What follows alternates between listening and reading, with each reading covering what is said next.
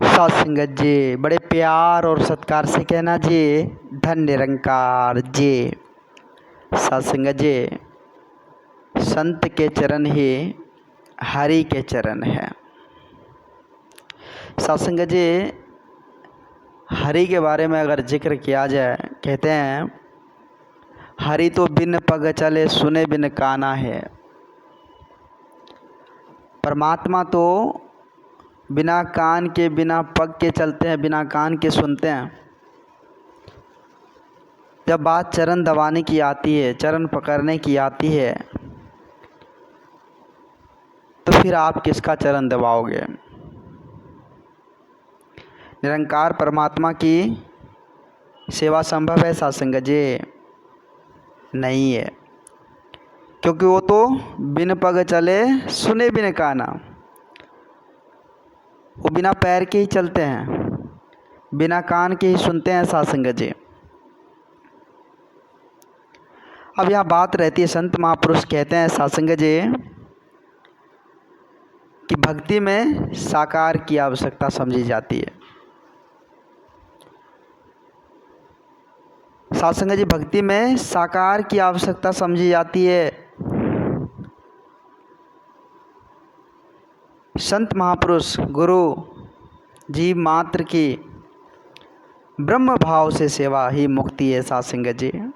इसलिए संत महापुरुष कहते हैं कि गुरु चरण में ही सात संगत जी हरि चरण है। तभी तो सात संगत जी कृष्ण के दीवानी मीरा गा उठी थी।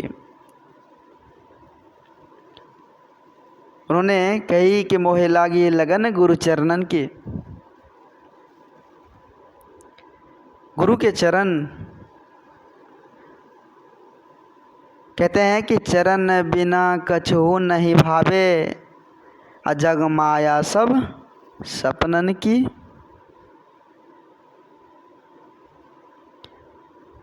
गुरु चरण के बिना कुछ नहीं भा रहा है।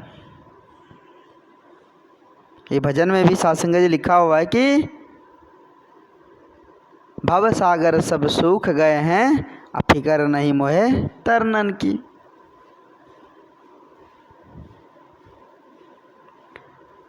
सात संगत जी, गुरु शरणन का अर्थ होता है गुरु के शरण में आए हुए गुरसिख संत। सात संगत जी, अगर कोई गुरु के शरण में आते हैं, जो गुरुमत को आधार बनाते हैं, गुरु वचन को आधार बनाते हैं, वो सतगुरु की कृपा होती है सात संगत जी। सतगुरु की सेवा ही हरि की सेवा हुआ करता है। संत महापुरुष बार बार विचार के माध्यम से कहते हैं, अगर आप गुरु से प्यार करते हैं, संत महात्माओं से प्यार करते, तो आपको प्रेम हरि से हो गया। सात संगत जी, अगर हम गुरु से प्रेम करते हैं तो प्रेम धीरे धीरे बढ़ते चला जाता है और यहाँ तक पहुँच जाता है कि सात संगत जी साक्षात परमात्मा के का ही दर्शन होने लग जाता है।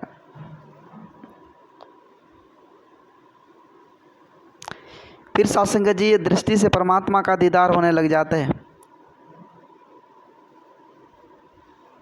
तो ये संभव तभी है जब हम सच्चे सदगुरु का संग करेंगे। आज अगर सांसारिक तौर पर बात किया जाए सात संगत जी, कि भूल गई है दुनिया सारी, क्योंकि गुरु से हरि की पहचान है ही नहीं, गुरु का संग किए ही नहीं। लोग भक्ति कर रहे हैं, लेकिन सात संगत जी हरि की पहचान किए बिना,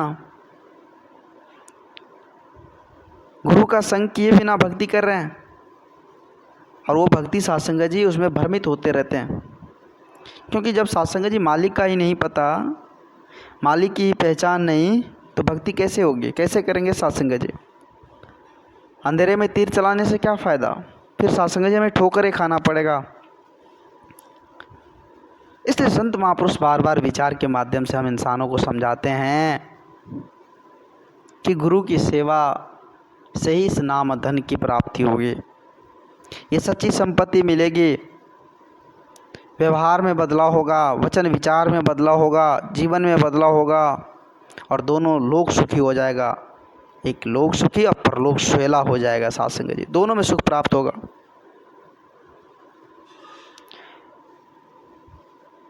आओ साथ संगत जी हम समझने की कोशिश करें, हम अपने व्यवहार को संभालें, हम अपने आप को संभालें। कहते हैं यही जुबान है साथ संगत जी, यही जुबान मिठाई भी खिलाता है और यही जुबान साथ संगत जी दो बातें भी सुना देता है। हम जैसी बोली रखेंगे वैसा उधर से भी उसकी प्रतिक्रियाएं आएगी साथ संगत जी।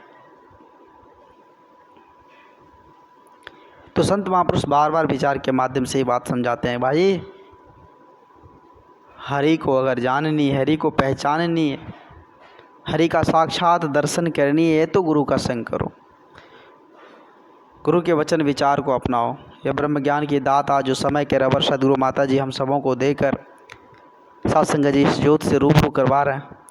वाकई में साथ संगत जी इस गुलदस्ते में जिसमें हजारों अनेकों अनेक फूल होते हैं फिर भी वो एक बनकर साथ संगत जी सभी को आकर्षित करते हैं, उसी प्रकार से आज समय के रबर सदगुरु माता जी हम सबों को एक बनाकर एक ऐसे परिवार में बैठा दिए हैं जहाँ साथ संगत जी प्रेम एकत्व मिलवर्तन की ज्योत जगी हुई है, जहाँ मानव एकता की ज्योत जगी हुई है, जहाँ ना तो कोई भेदभाव है, ना कोई जात पात ऊंच नीच है, सबको सम दृष्टि की भाव देकर आप समान बना दिए सच्चे सदगुरु।